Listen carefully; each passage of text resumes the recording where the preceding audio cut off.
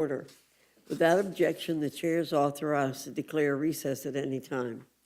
Today, the Rules Committee is convening to consider three separate measures: H.R. 6359, H.R. 6945, and H.J. Res. 140.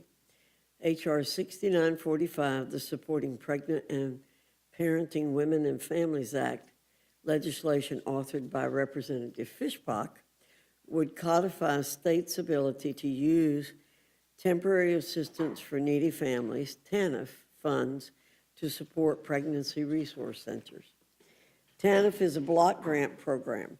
States should be permitted to use these funds in the way they see fit.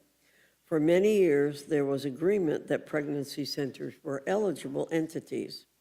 However, the Biden administration attempted to implement a slew of rules that would have blocked states from making use of these funds for various life-affirming resources for mothers, families, and children.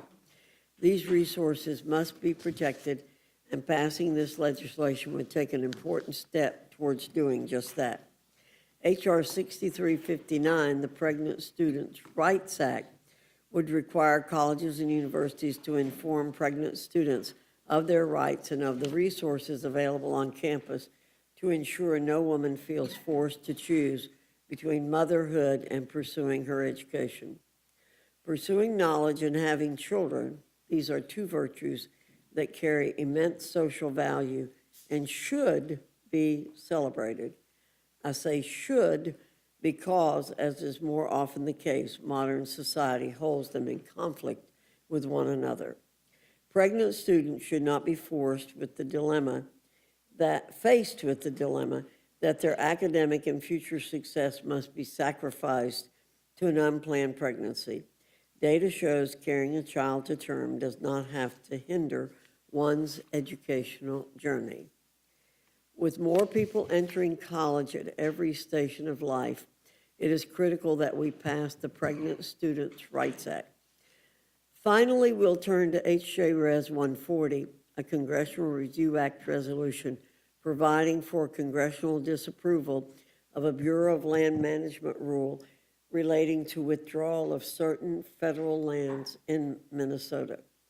In January 2023, the Department of the Interior, at the direction of former President Joe Biden and former Secretary of the Interior Deb Haaland, issued a public land order that instituted a 20-year mineral withdrawal covering 225,504 acres in the Superior National Forest in northern Minnesota.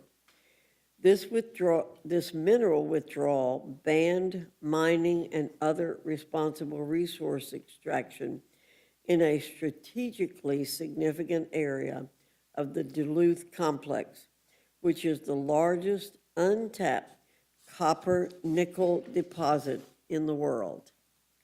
Under the Federal Lands Policy and Management Act, the Department of Interior is required to notify Congress of public land orders impacting an excess of 5,000 acres.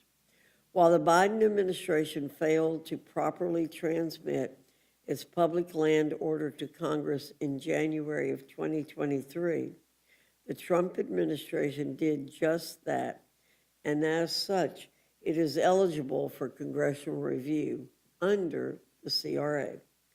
As always, I look forward to the spirited discussions that we'll have here today on these pieces of legislation.